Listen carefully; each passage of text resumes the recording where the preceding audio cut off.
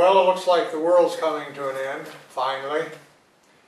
For those of you who are not familiar with that world coming to the end scenario, Book of Revelations in the New Testament of the so-called Holy Bible, the second coming of Jesus is supposed to happen around then.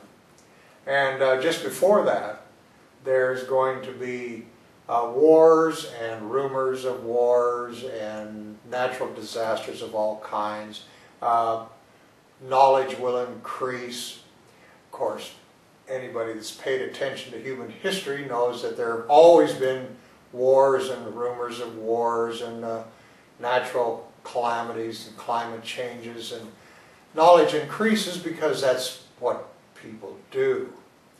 But this year has been particularly bad, it seems. We've had a lot of natural disasters, probably more than we've ever had in any one year. And the year's not even over yet. It's September right now of 2011. This is when I'm making this video. Let me just read a few of the things that have been going on here. And I'm only going to, well, I'll start off with some of the statistics from Oklahoma. I got all this from the New York Times. Some of the statistics of what's been going on just in Oklahoma. They've had the lowest temperature ever recorded. It's 31 degrees below 0 Fahrenheit. The most snowfall in 24 hours is 27 inches. That's just a bit under a meter for those of you on the metric system. The most tornadoes ever recorded in 1 month. That was in there. They had 50 just in April of this year. And there's been no rain in the western half of the state since October of last year. That's almost a year. It's the driest since they've ever kept records. And as I said, that's just Oklahoma. Here are some of the other highlights of the rest of the world. Doesn't even begin to cover what's been going on recently.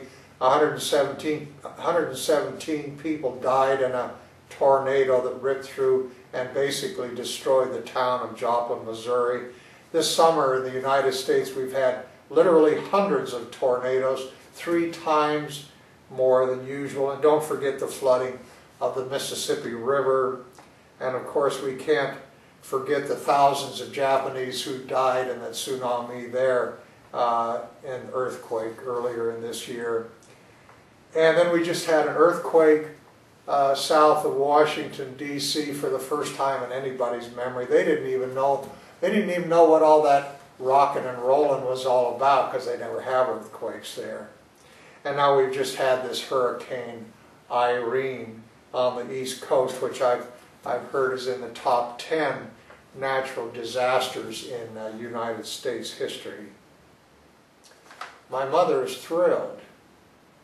She's 90 years old, and well, she doesn't have anything against people from Oklahoma or Japan or any other part of the world, but she's lived all her life with the belief and dream of the second coming of Christ. And as I said earlier, these kinds of natural disasters are very much a part of that belief system. I don't talk to her about it anymore.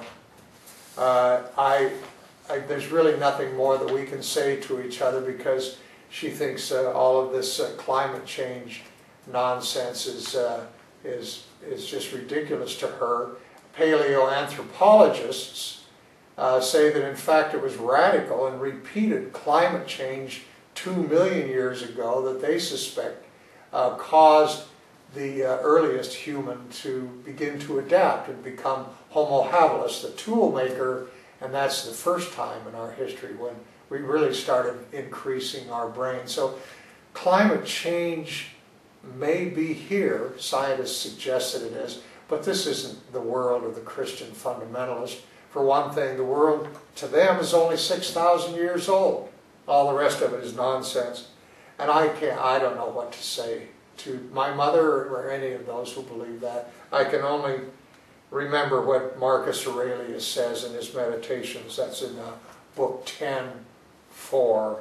When others are mistaken, I'm quoting this exactly. When others are mistaken, instruct them kindly and show them their error. But if you are unable, blame yourself or